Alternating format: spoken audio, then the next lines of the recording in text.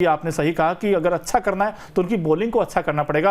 एक जो यॉर्कर डाली थी ना केकेआर के जो बैट्समैन थे आंद्रे रसल, ईशांत शर्मा की, हम सब उनके कायल हो गए थे। ईशांत का परफॉर्म करे जिस तरीके से किया है वैसे भी चाहेंगे पेस अटैक अच्छा करे। अब हेड टू हेड हमने देखा 33 में जैसे अंकिता ने बताया 18 मुंबई ने जीते हैं, तो यहाँ से तो लगता है कि मुंबई बड़ी डोमिनेंस करेगी, क्योंकि जो घर पर मैच हो और वहां भी आंकड़े मुंबई के साथ ही है। 8 मुकाबले अब तक हुए हैं जिसमें 5 बार मुंबई जीती और 3 बार दिल्ली जीती है। तो वानखेड़े का जो स्टेडियम है वो कहीं ना कहीं जो पिच भी है अंकिता, वो कहीं ना कहीं ऐसी है जिसमें कि गेंद बल्ले पर बड़े अच्छे से आती है। अगर एक बार बैट्समैन सेट हो जाए और सूर्य कुमार यादव जैसा बैट्समैन हो फिर तो 70-80 रनों की बड़ी पारी आ सकती है। तो ऐसे में चलो पूछ ही लेते हैं अंकिता से कि हमारा एक खास सेगमेंट है जिसका नाम है 5 का पंच।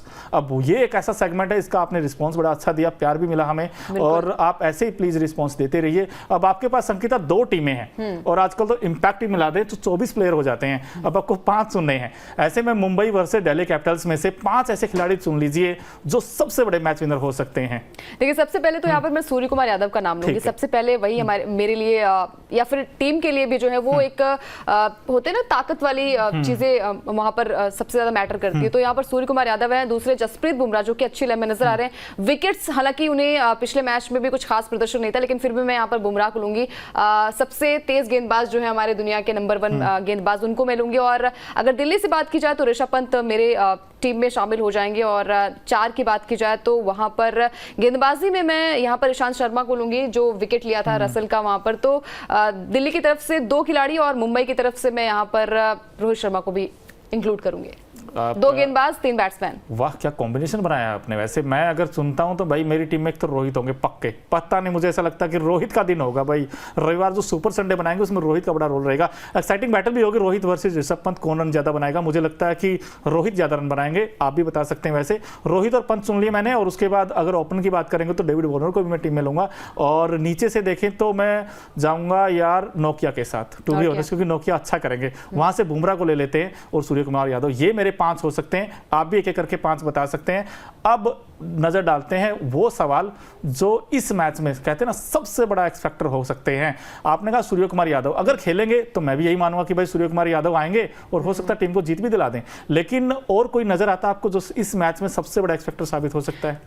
आई थिंक मेरे हिसाब से तिलक वर्मा, क्योंकि तिलक वर्मा की बातें नहीं हो रही है मोनू। हम 2 मैचेस में अच्छी नॉक खेल कर आ रहे हैं वो। और जब कहते हैं ना कि टीम का सदस्य वही होता है, टीम का मेंबर जो होता है वो आपको नैया पार कराए, लेकिन उसके साथ कोई ना कोई बैट्समैन जो है वो नैया पार कराने के लिए साथ देना बहुत जरूरी है। तो यहाँ पर तिलक वर्मा का साथ देने के लिए मेरे हिसाब से यहाँ पर अगर सूर्य कुमार यादव आ जाते तो डेफिनेटली वो मैच को आगे तक ले जाएंगे। तो मेरे हिसाब से यहाँ पर सूर्य कुमार यादव, आपने कहा कि अगर आते हैं तो सूर्य कुमार यादव डेफिनेटली हो जाएंगे, लेकिन अगर नहीं उन्हें शायद इंजरी की वजह से 1-2 मैचेस के बाद उन्हें खिलाया जाए तो मेरे हिसाब से तिलक वर्मा जो है वो एक्स फैक्टर होंगे। बिल्कुल। और अब पूछिए आप अपना सवाल, बड़ा अच्छा सवाल आपने पूछा था कि भाई मुंबई इंडियंस लगातार 3 हार चुकी है। अब वहां पर हाहाकार है कि क्या हो कि अब अगर चौथा मैच भी हार गए तो फिर और सवाल उठेंगे, फिर हार्दिक पांड्या कैप्टनसी पे सवाल उठेंगे। रोहित की भी रन उस तरीके से आई नहीं है, ईशान के भी उस तरीके के रन नहीं आए हैं। मिडिल ऑर्डर इनकी ताकत होती है लेकिन अब कमजोरी बन गई। अब आप पूछ सकते हैं कि दिल्ली को हराने के लिए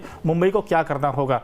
वैसे आप ही बता दीजिए पहला काम क्या करना पड़ेगा, उसके बाद 2 तो मुझे पता है क्या करने पड़ेंगे हार्दिक पांड्या कंपनी को। बिल्कुल। तो मेरे हिसाब से अगर मुंबई को अपना खाता खोलना है मैच में तो डेफिनेटली उनके टॉप ऑर्डर को अच्छी स्टार्ट देनी होगी। हमने पिछले मैच में भी देखा था मोनू की गेंदबाजी में तो ज्यादा जरूरत है, आप शायद वो विस्तार से बताएंगे, लेकिन मेरे हिसाब से ओपनिंग साझेदारी पार्टनरशिप बिल्ड करनी होगी। और पावर प्ले में आपको पहली बात तो विकेट नहीं चटकाने।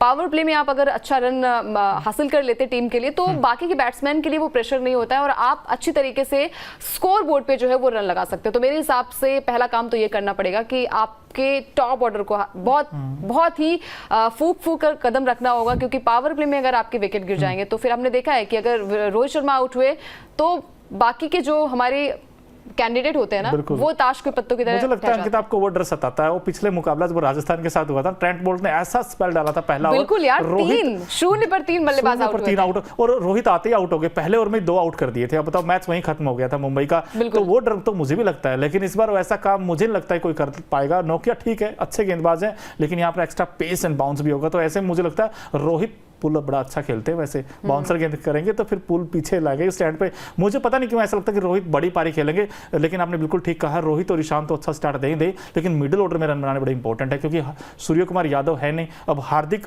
पता नहीं क्यों अपने आप को खींच सा लेते हैं, 20 में 24 बनाते हैं यार, अब कैसे मैच जीतेंगे अंकिता। तो हार्दिक को अच्छा करना पड़ेगा बॉस, क्योंकि अगर आपने टॉप 4 में जाना है तो। अब ठीक है, हर बार देखते कि स्लो स्टार्टर है, लेकिन इस बार आपकी टीम में ना कई सारे सवाल है, इफ एंड बट बहुत हैं कि यार ये ऐसा कर दे, वो ऐसा करते, उम्मीदों पर है। और बॉलिंग फिर से पता नहीं क्यों, क्योंकि आपकी जो स्पिनर हैं पीयूष चावला के ऊपर ही रिवॉल्व करती है आपकी स्पिन बॉलिंग, और उसमें आकाश मधवाल आए जरूर यंगस्टर, इन्होंने इंप्रेस किया है, लेकिन बुमराह को दूसरे एंड से विकेट्स लेने पड़ेंगे। तो 2-3 ये चीजें मुंबई इंडियंस को करनी पड़ेगी दिल्ली कैपिटल्स को हराना है तो। मुझे तो ऐसा लगता है अंकिता। बिल्कुल बिल्कुल, आपने सही कहा कि सबसे पहले तो मिडिल ऑर्डर को आपको एक मजबूत कड़ी देनी होगी। सूर्य कुमार यादव आ जाएंगे तो डेफिनेटली आपको वो मजबूत कड़ी मिल जाएगी, लेकिन हार्दिक पांड्या 20 पे अगर आप 24 रन बना रहे हैं तो बिल्कुल भी ये जायज नहीं है आपके लिए और आपकी टीम के लिए भी, क्योंकि आपने खुद कहा है कि मैं फिनिशर के तौर पर नजर आऊंगा। और पहले मैच में जब आपने अपनी बैटिंग ऑर्डर चेंज किया, पहले आप नंबर 7 पर आए लेकिन गुजरात के लिए नंबर 4 पर खेले थे। दूसरे मैच में आपने अपने आप को प्रमोट किया, वहां पर भी कुछ खास कमाल नहीं कर पाए क्योंकि विकेट्स गिर रहे थे लगातार। तीसरे मैच में भी हमने देखा कि प्रेशर में नजर आ रहे थे हार्दिक पांड्या, बिल्कुल नजर आ रहे थे। और